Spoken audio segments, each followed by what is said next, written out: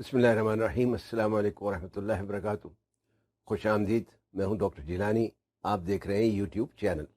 ज़्यादातर लोग ख्याल करते हैं कि वो सुनते हैं, लेकिन क्या वो वाकई सुनते हैं या एक कान से सुनते हैं और दूसरे कान से निकाल बाहर करते हैं? सुनी अनसुनी भी आपने सुना होगा। इनके कान हैं पर इनसे सुनते नहीं भी आपने सुना होगा। सुनना दरअसल एक अमल है। इसके लिए सबसे पहले इसकी तारीफ सुन लें।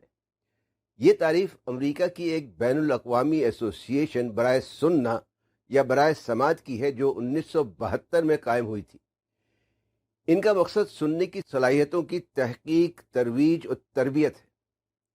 इनके मुताबिक सुनने के अमल की तारीफ कुछ यूं है कि सुनना एक ऐसा अमल है जिसमें सौती और गैर सौती इत्तलात और इशारात मौसूल होते हैं और फिर उनको समझकर इनका जवाब दिया जाता है।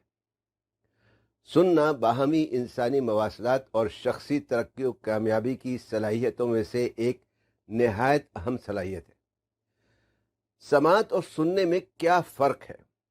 असल में जिसे लोग सुनना कहते हैं वो दर हकीकत समात है। समात और सुनने में बड़ा फ़र्क है। समात एक कुदरती हिस्स है, जबकि सुनना एक सलाहियत और एक अमल है। पुरतासीर बाहमी मवासलात में सुनने की सलाहियत का एक नहायत अहम और बुनियादी किरदार है।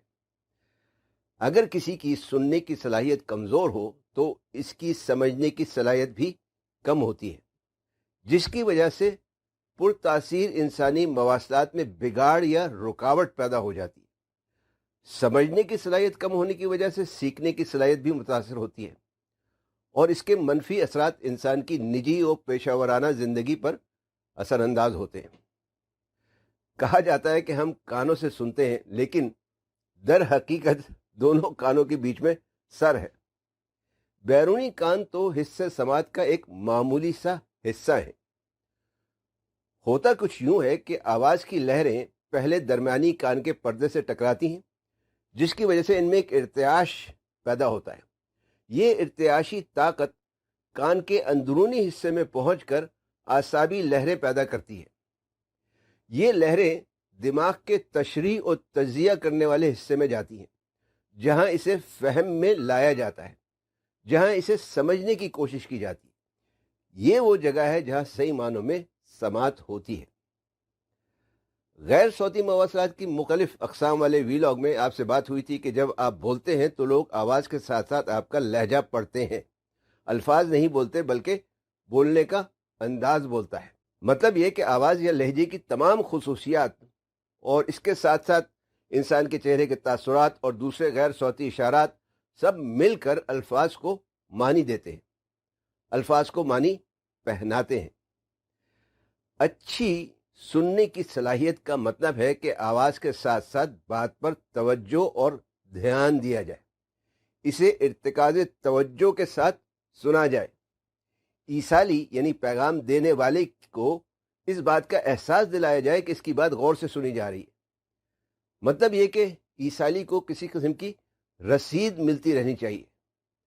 मौसूली को भी अगर बात समझ ना आ रही हो तो वक्तन फ़वक्तन इसकी वजाहत कर लेनी चाहिए। समझने के बाद बारी आती है इसके तज्जिए की। तज्जिए के लिए जहन को तमाम रुकावटों से, हर किस्म के तासुब से, हर किस्म की मनफी सोच से साफ रखना ज़रूरी है। इसके बाद फिर इसकी तस्दीक करनी चाहिए कि बात को सही तौर पर समझा गया है कि नहीं। इसके बाद इसका मौजू तरीके से जवाब देना चाहिए। ये वही बात है जो पहले तोलो फिर बोलो वाले वीलॉग में बयान की गई थी।